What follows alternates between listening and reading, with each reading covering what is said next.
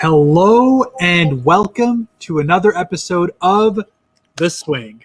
As always, it's your boy HK, and I'm joined by my co-host, that guy Owais, as we are here every Tuesday. And in fact, I'll have some exciting news to share about what is going to be changing a little bit with regards to how the Swing podcast goes. But every Tuesday evening, we are here live on SportsTrends, live on our YouTube channel, live on Facebook with SportsTrends. And of course, for those who have IPTV, we are also streaming live on the SportsTrends IPTV channel. So definitely check that out. But as always, we're here to go around with what's going on with the NBA world. And especially now that we're getting to the tail end of the NBA season, the Raptors hitting that real gauntlet stretch near the end, that final little push. Can they? Can't they? Will they make it into the playoffs? Will they not? Lots to talk about. But as always, first we start off with our sponsor. And for those who aren't with it yet, as always, the Swing Podcast is proudly sponsored by Thrive Fantasy, a daily fantasy sports app for player props, where it's very simple. You join contests on a nightly basis. And in that, you just have to select over and under for different players' stats. Do you think LeBron is going to score 28 points tonight? Pick over and under on that. And if you happen to be one of the top 10% of lineups at the end of the night, you will win legitimate money. And as a loyal listener of the Swing Podcast, you use the promo code SWING, SWING, when you sign up and make your first deposit. And your first deposit up to $50 will be matched 100%. So as always, Thrive Fantasy. Sign up and prop up today. So that guy Owais, we just came to the end of a back-to-back stretch. Obviously, a pretty convincing win against the Cleveland Cavaliers, much to be expected. That team is obviously on the rebuild still, has not been able to find itself, find a groove. Raptors had a good game. And frankly, by and large, they had a good game today, but it wasn't enough to overcome a returning to the starting lineup Kevin Durant and the rest of the Brooklyn Nets as the Raptors fall. In the end, 116-103. What you take of that game? Yeah, I mean, it was a fantastic game to watch. Entertaining, to say the least. I think the tough part about today is just if you go take a look at the field goal percentages, like that game was all us. Quite honestly, that game was all us, and we let it slip. We shot ourselves in the foot, and we can get into that. But I want to let's go back a little bit to the Cleveland game. A completely different story, right? We shot the ball well, played great defense. Of course, the caliber of the two different teams is vastly different. And, with this win, as you mentioned, the Brooklyn Nets are the first team in the NBA to make the playoffs, which is huge. Quote unquote. First team in the East to go ahead and make it. Utah Jazz were the first to book their place in as of their win in the last game. There you go. And so, they're getting prepped now for what could be a historic run, the first, championship for Brooklyn ever. So that's huge. And now let's get back to the Raptors. Okay. There's a lot to discuss here, right? There's the positives and the negatives, because throughout the course of the season, we've seen two different teams, but you have the team that, we expect of them, which is, very, very disciplined, hardworking, and, the hustle's there. And, we win games, or like we're at least playing 2 to 3 quarters of just really good quality basketball from both ends of the court. And then you have this Toronto Raptors team that absolutely does not know what they're doing at all. And it's just a gong show watching what happens to be the worst basketball I've ever seen, right? So a bit of that. And, it's funny because it draws parallels to the Brooklyn Nets, and I'll tell you how. A lot of the media and everybody else in the league considers, the defense of the Brooklyn Nets to not be so great. And I tend to agree with that. They're not a great defensive team, but what is important, and head coach Steve Nash always says, is that they need to be good at defense at certain stretches. They don't have to be great all the time because their offense can carry it, but there are important intervals where they need to be top tier defense in order to get them those dubs. and they've been doing a great job today. The way that, Toronto dominated all game, and then there were some, I would say some moments where Brooklyn just was forcing turnovers and, playing really aggressive defense, even if you could see the fatigue on the Toronto Raptors and they could make a lot of excuses. But at the end of the day, give credit to them. Now, on the flip side, the Raptors, we have those stretches, but in the opposite effect, we literally let down our defense. We play horrible defense down the stretch. And this is when we definitely need us to be top tier. Or we're playing top tier defense, much like today, and then we just don't do anything offensively. So it's like we're battling both of those situations through the course of the season. And I don't know about you. What have you noticed? And then maybe we can get into some players, maybe talk some positives, maybe talk some negatives. But what have you seen in terms of that? First and foremost, like I said, it is.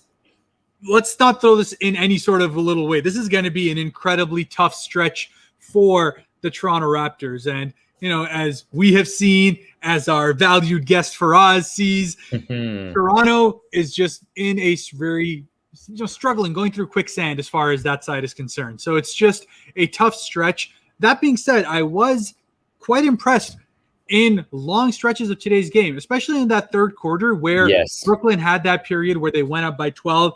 Game could have been blown open at that time, but we showed that resiliency, and in fact we got all the way back into the lead from there. So it's just so awesome to be able to see that when things are clicking. And the best part was that run was not necessarily led by the starters. It was led by Malachi Flynn, Kem Birch, Freddie Gillespie, like these guys that are out there just purely hustling and able to essentially create some of that havoc. And you were seeing that, especially on Malachi. He had a couple of superb plays. He had the one nasty and one where he got through.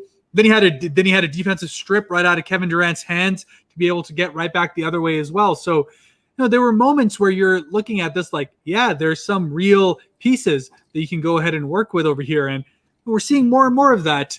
A lot of our listeners have come on here, talked live about how much of a development year all of this is. And I'm seeing more and more of that, especially now that we've got, as you said, a Kem Birch or Freddie Gillespie, all these guys that I personally really like, especially Kem Birch. I mean, imagine Kyle Lowry wasn't kidding at the end of last game where he's like, I'm here to get this boy paid. Yeah. And that's what's happening if he keeps playing with the tenacity and just his savvy. Think about it.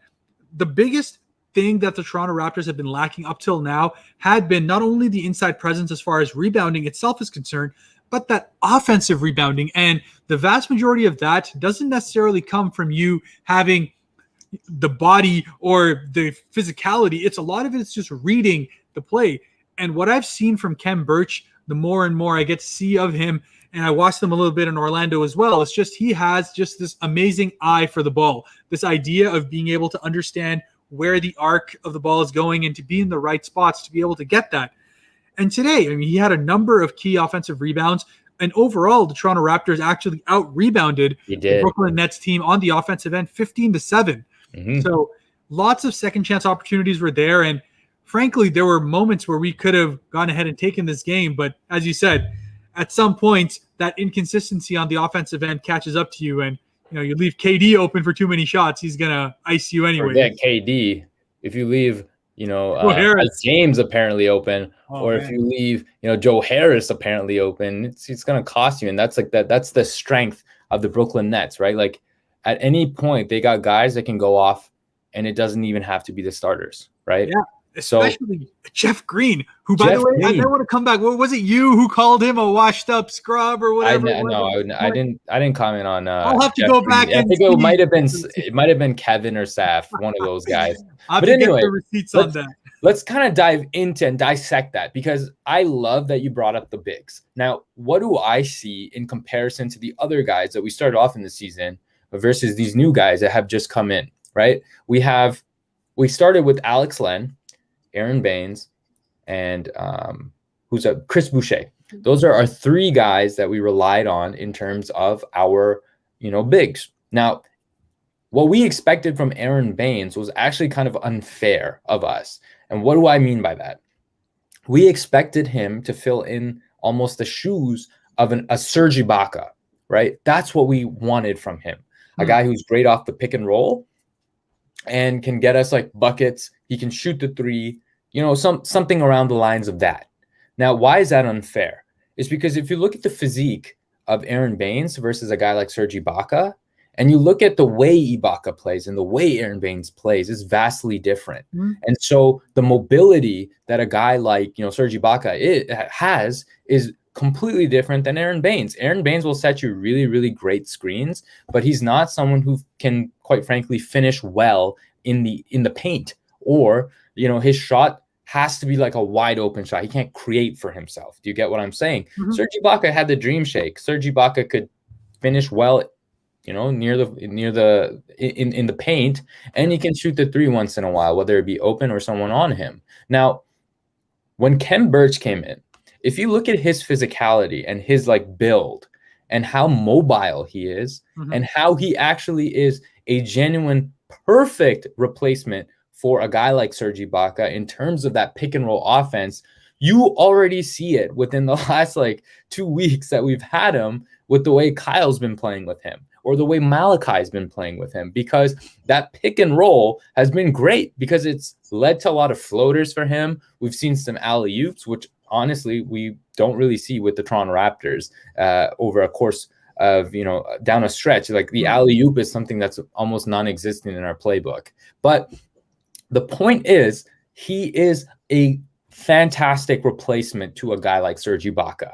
Okay. And that is why we're having so much more success with a guy like Khem Birch. Now, what we didn't expect from Khem Birch is just his reading ability. I didn't expect that from him. I knew that he at least had the size and the mobility, but that addition of, being able to read the rebound, and also just, I feel like his hustle, even if he's down on a play, he's really going to go and get that ball, or try to make those deflections, or whatever the situation is. I really, really appreciate that about him. And I'll also extend that on to Gillespie. Now, why is Boucher not someone, as much as I can say Boucher has had a very successful season for what he's paid for and like what he's done for us, but again, he's not a traditional big. He's not a good pick and roll type of guy. He's literally just a 3-and-D. That's how I see Chris Boucher. I don't like him on the glass. He does not have good finishing ability. So him performing at the level that he's performing is awesome. And that is something that you will need in the future, like we talk about in terms of development, right? So Chris Boucher is someone I personally feel like can come in for like 20 minutes a game and just get us a pure energy sort of, 15, 20 points here, a few blocks here, and we're happy with that, right? Get that momentum going. He's great in transition also. Now, then you have Khem Birch as a starter, but Gillespie is a great guy who can kind of be put in a situation where he can be in the middle of those guys, or like kind of take minutes for those guys to have their rest, whatever the situation is. And he's great. Like I've seen him also, position himself really well for those offensive rebounds. And there was a game he had 5 blocks in it. Like that's crazy, right? So you can see he reads the defense well as well. So it's really exciting to see that those guys are on the Toronto Raptors and in a developmental season. It is fantastic to see. It's a plus to see, and we would love to see these people in our future, right? So that's exciting. Now we're going to talk about more the guards, right? Let's talk about some positives here. Also, shout out to this guy, this jersey right behind me, OG Anunoby. Consistently, I think in our season so far, OG Anunoby has been the best player on the Toronto Raptors, the best in my opinion. Now, put him aside for now. We're going to just specifically talk about the guards. Now, here's my trouble. You want to talk about the negatives first? Or you want to talk about the positives? Well, I mean, look, as we have talked about the Raptor season in general being so up and down all the way through, the guards have in many ways reflected that. One being the champions of the team, the leaders of the team.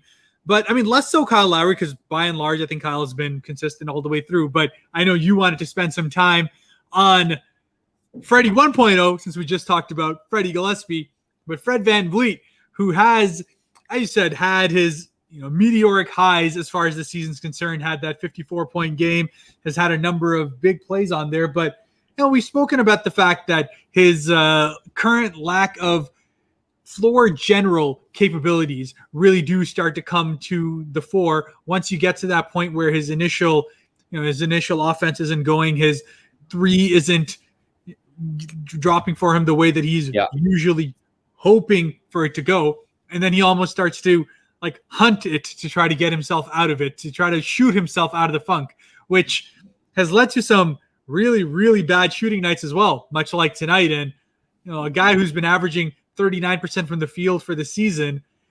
I mean, look, a lot of that is three-point shooting, so I'm not going to put that number in and of itself because his true shooting percentage is still around in the mid-50s, but there is definitely a lot to improve, not only on his offense inside away from that three-point line, but just also capability to be able to shot clock manage and find the open guy. Yeah, you've hit it right on the nail, and I want to expand on that. But before that, I'm going to take these multivitamins. You guys didn't see this, but my mother came in, and she definitely was like, always have some multivitamins because you're going to talk about Fred VanVleet, and you got to make sure you got the energy and you don't feel sick by the end of it, okay? All right, here we go. Ladies and gentlemen, let me talk about Fred VanVleet for a second here. Now, Freddie is a fantastic point guard as a second option, and he will always, in my opinion, unless he develops some sort of a floor general is a great word because his vision is very, very poor. He's almost like a better version of a Corey Joseph. What was our main issue with Corey Joseph? I'm not saying he actually is. This is just I'm just trying to exaggerate what I see. So Corey Joseph was notorious for over dribbling and wasting the shot clock. Yeah. Freddie consistently this season has wasted the shot clock. Okay. He's made some really tough shots also, so don't get me wrong. But in the greater scheme of things, now, if you look at the makeup of this team, okay, because we didn't really have anyone who was good at the pick and roll, you're going to shoot poor. That makes so much sense to me. Why? Because who's going to pretty much peel for Freddie at that point? Nobody, right? So that's just tough. Now you get a few new guys who can definitely provide that for you, but he still elects to play the exact same way as before, right? Kyle Lowry adjusted, okay? He's setting up these guys so that we can get these quick points in the paint, right? Or he's spacing it. He's helping that spacing on the floor. Whereas Freddie attracts everybody to him, and yet still he's selfish with the ball. Now, this is really, really just discouraging to watch because the more time you have dribbling, especially at the three-point line, what ends up happening is you're going to have to put up a contested shot, okay? And those are generally tough, especially and usually they end up becoming bad shots, right? Secondly, is if he is, double teamed or something like that, he's got to dish the ball out, right? Sometimes he dribbles himself into the double team, and it's really annoying. So having the lack of awareness of where his guys are has definitely cost the Toronto Raptors as a whole, right? Yeah. And you keep talking about his shot selection. His shot selection sometimes has been absolutely poor. Yeah. Where, Ken Burch today, for example, Ken Burch got 2 offensive rebounds, passed it to Freddie, and both times he elected to shoot them. Whereas he could have set up a better play. He could have even flung the ball right back to Ken Burch for an easy bucket inside, but he decided to take 2 long-range threes, and he missed, right? He's been shooting bad, right? So that lack of discipline, and I know he wants to shoot himself into the games, but again, you have to look at it from a perspective of, the team, right? Yeah. Kyle Lowry, why has he been so dominant for so long? It's because he makes everyone around him better, right? Gets people involved. Why are you getting paid so much money, Fred VanVleet? It's because the things that Kyle put into order on the floor when you're on to give you the ability to be successful at what you do. What you are doing, Freddie, is you are putting yourself, in most cases, you're just looking at yourself and you're like, okay, what can I do? and what do I want to do, and not really see, okay, how can I make Pascal better? How can I make Kem Birch better right now? How can I get OG the ball? You know, there's a lot of that he's not thinking about, at least in my opinion. So throughout the course of the season, a lot of our failure, because Freddie had to play a lot of games, even without Kyle, the facilitation just wasn't there. But I will say the Raptors as a whole have not performed very, very well. So we can't really like jump the gun and be like, this is the sole reason as to why the Raptors suck. Freddie VanVleet. No.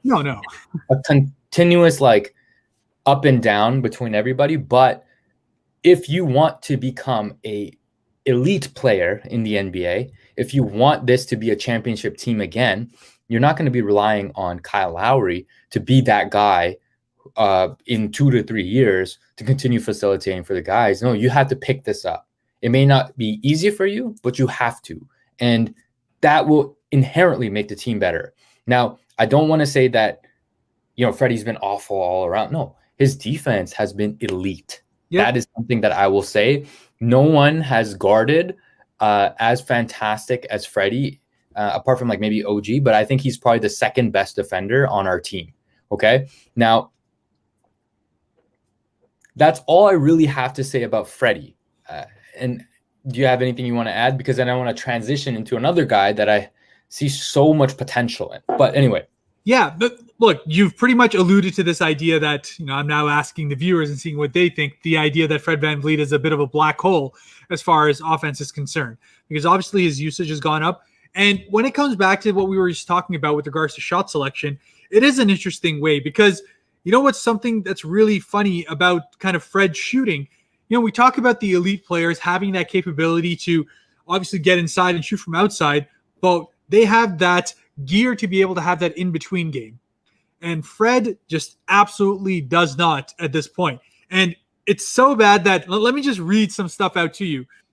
Last 2 years in which he has obviously become a more focal part of our offense, 0 to 3 feet to the basket, not bad. He shoots it at between 54 to 55% over there. So he's not bad at finishing at the rim.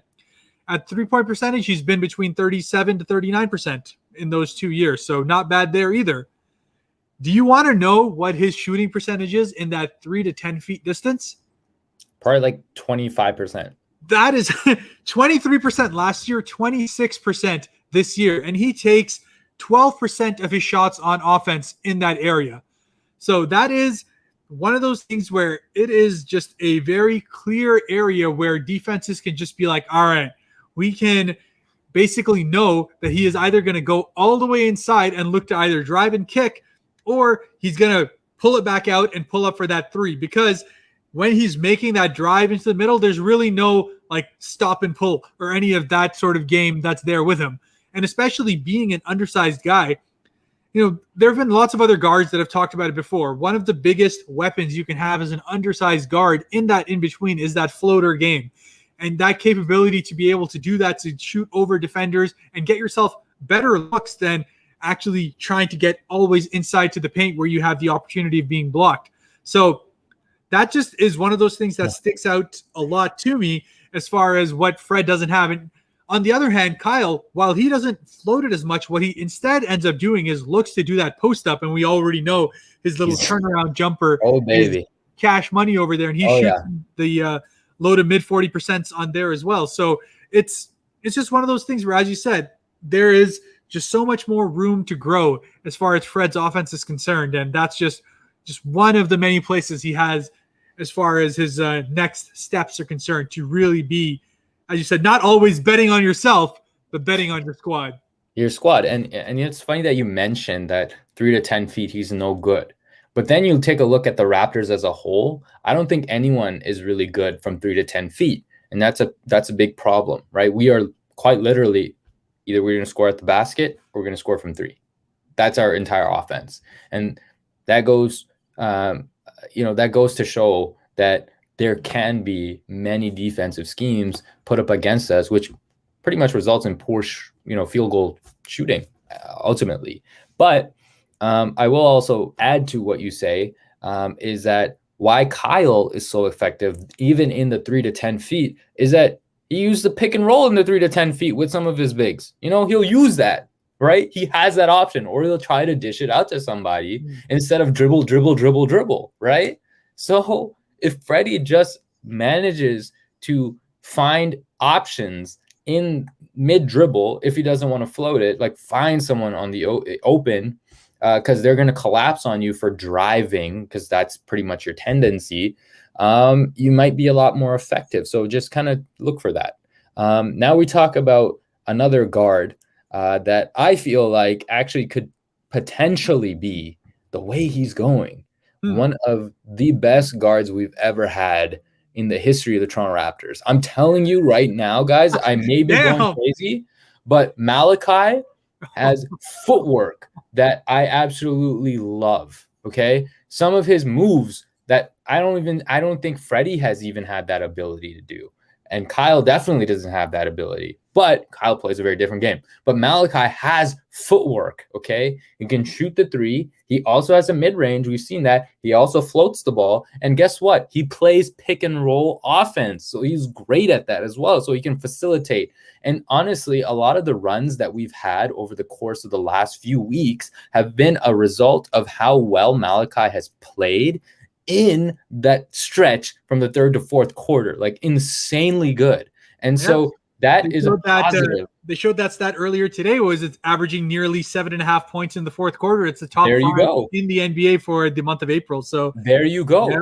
And that in itself is something that is so beautiful to see, because if Freddie can't, for some reason, develop into that, floor general, this guy has the potential to do so. And I also can argue, like, I don't want to get ahead of myself. And I had said this in the group, being like a really, really big proud boy over here. That's a terrible word, but like a fan of Malachi.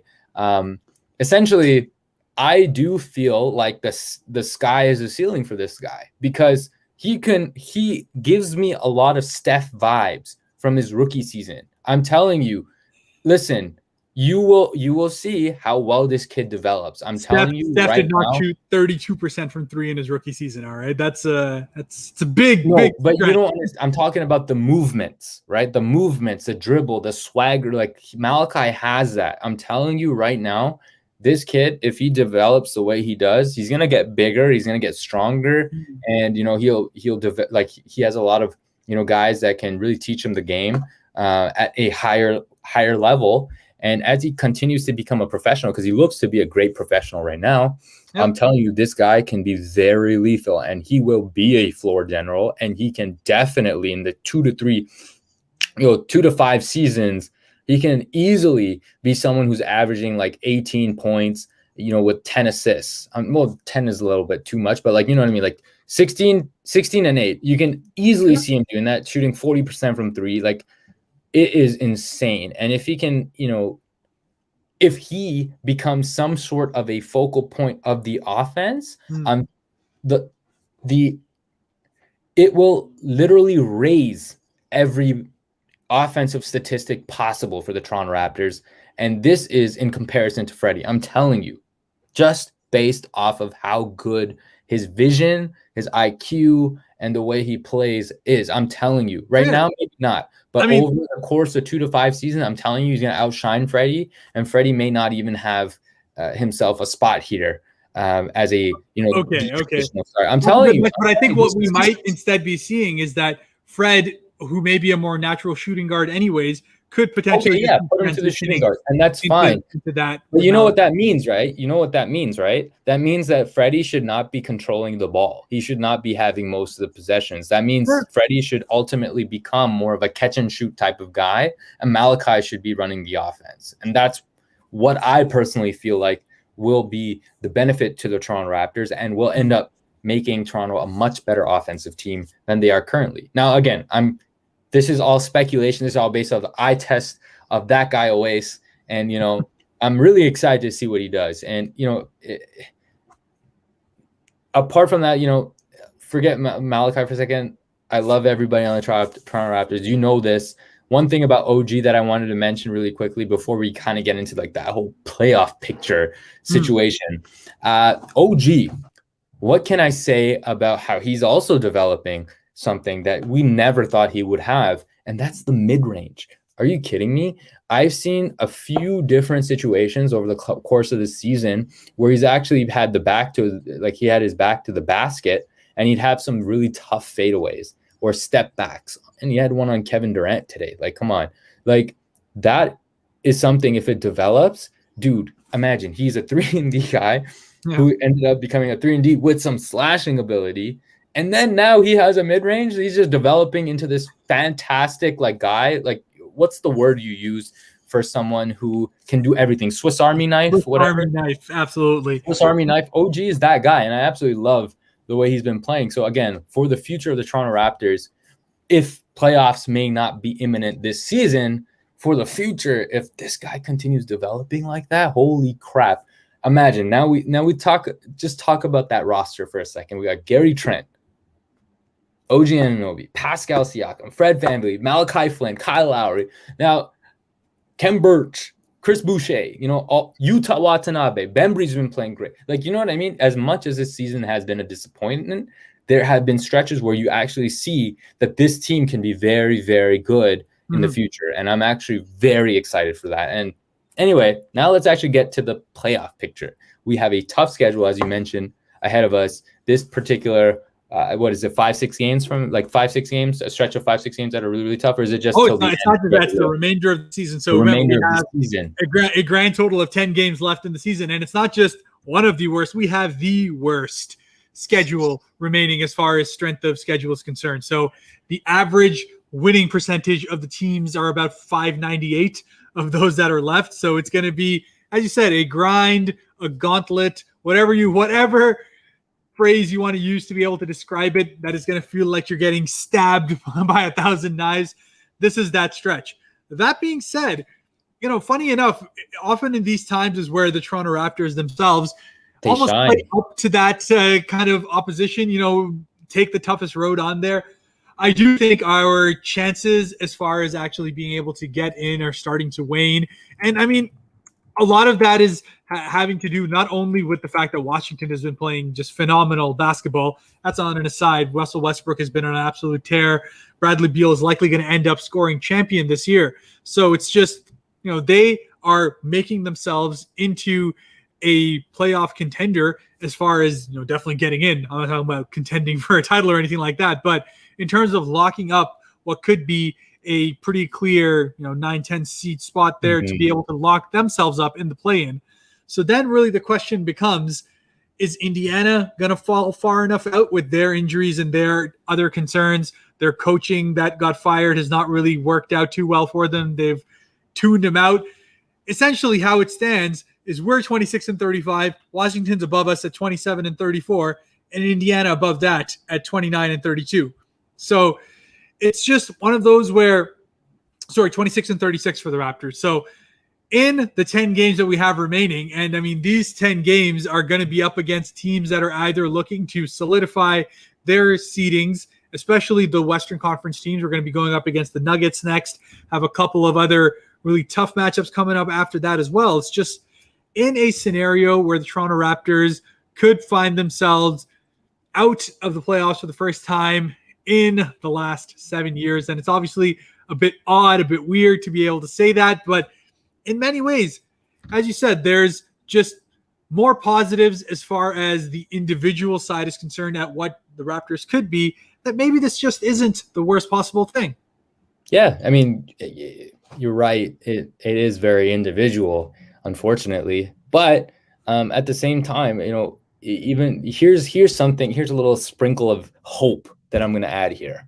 Last 10 games of the season, because of how grueling this season has been, you may be seeing a lot of teams resting their top players, okay? Especially for the playoffs, okay? So if that is a situation, we may be ending up facing teams without their star players.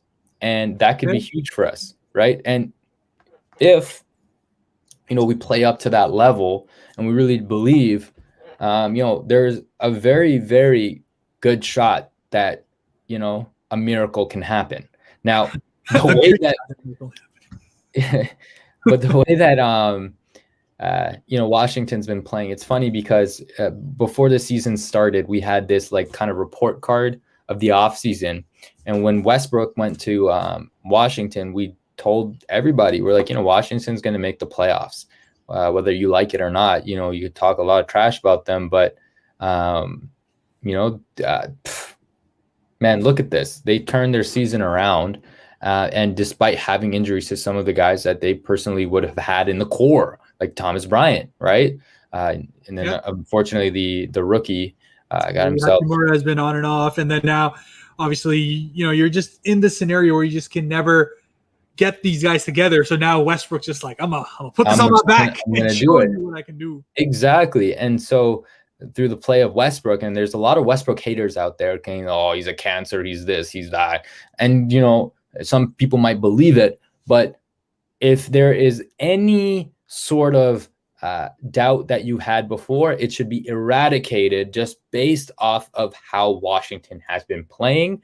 And he actually, statistically, in the last month or 2 months, has been one of the most elite and effective scorers in the fourth quarter in the clutch time. That's been Westbrook. Imagine that. That's crazy, right?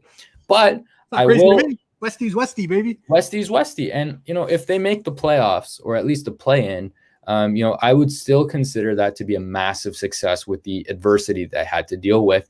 And as much as I hate to say it, because F Washington, TK is probably going to be a very happy man. And that is Harris's brother, Talha Kramani, a big Washington fanboy. But hey, it just makes things more exciting for the playoffs come. Now we talk about a little bit more on you mentioned scoring title, but we didn't really hit up on what we think is going to be the MVP, and maybe we'll end off with that. We've had conversations in earlier podcasts of who is just dominating the league, and it had been the bigs.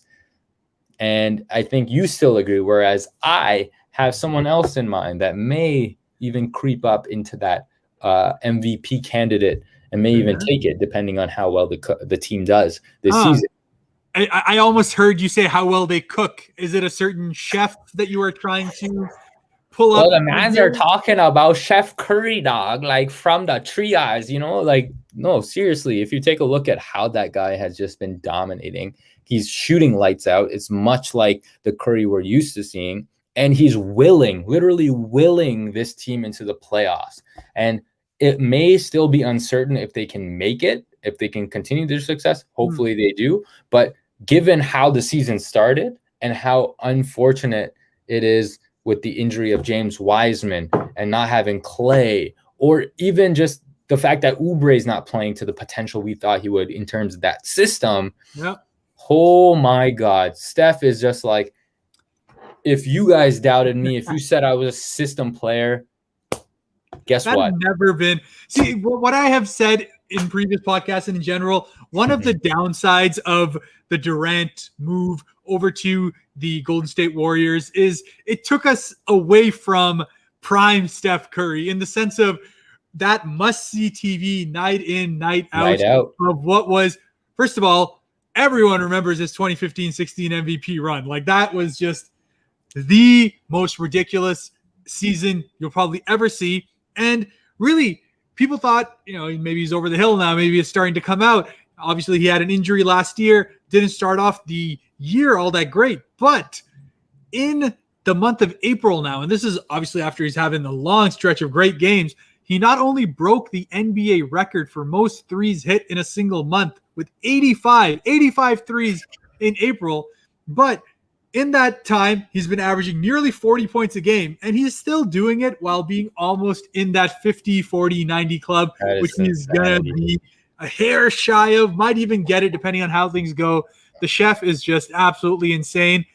And while I don't think their record is going to allow for Steph Curry to be that MVP candidate, he has 100% thrown his hat into the ring, thrown his chef apron into the kitchen, and this boy is cooking with hot oil. Oh, baby. Yes, he is. And so that happens to be my pick for who could potentially be one of those sleeper MVPs for this season, depending on whether or not they make the playoffs or not. But then we talk about someone who it happens to be the arch nemesis of, the Dark Knight himself, the Joker. Talk about we've talked about him, but talk about him a little bit more. You know, with missing Jamal Murray, but his play remains dominant. Talk about that. That is probably what has essentially now finalized whatever debate there was. Obviously, for a long time this season, the debate was between Joel Embiid and Nikola Jokic. Where is that going to be? Obviously, James Harden came in and threw his hat in the ring. Unfortunately, his injury kind of puts him out of contention there.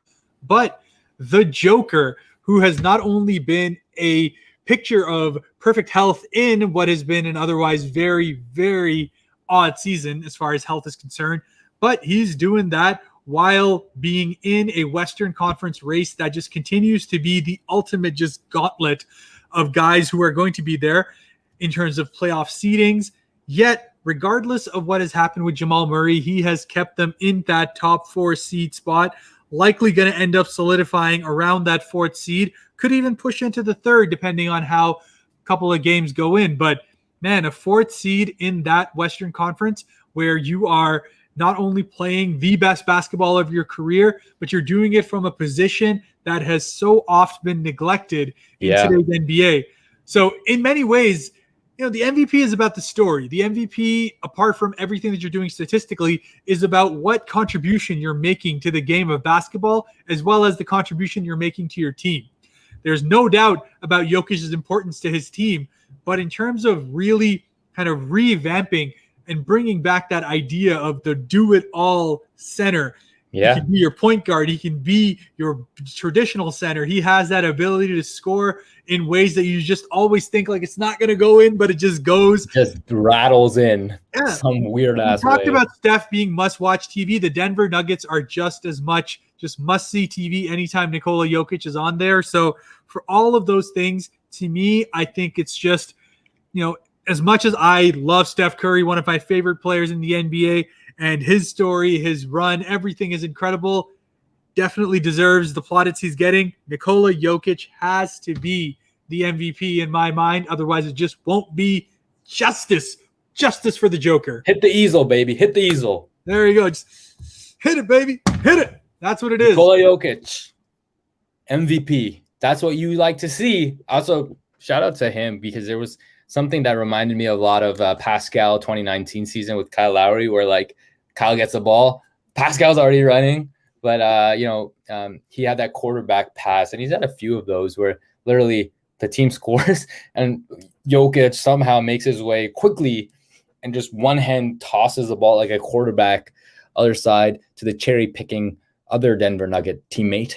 And they get a quick bucket out of that. But the precision on those passes and like the ability to see that happening right after someone scores and catching a team lazy is pretty insane. So, Nikola Jokic, you heard it from HK here.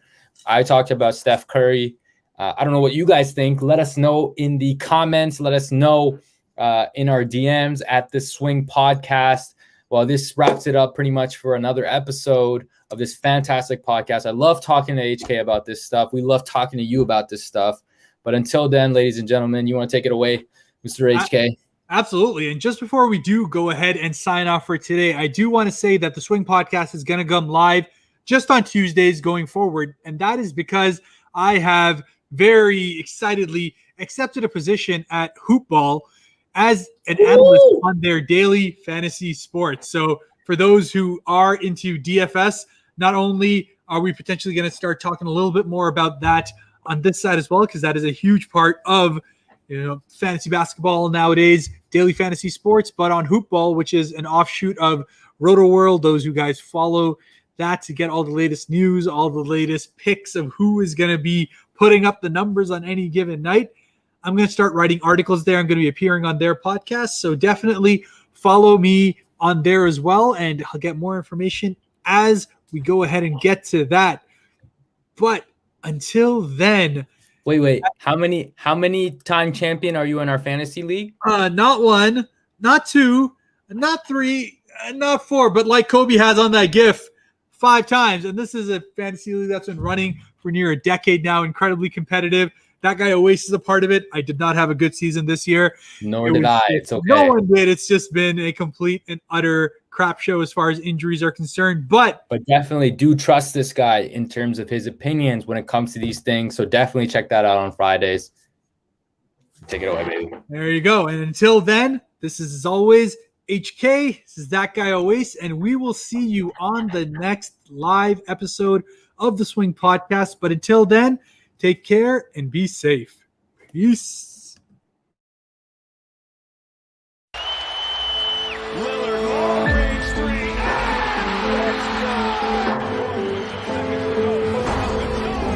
Defended by Simmons.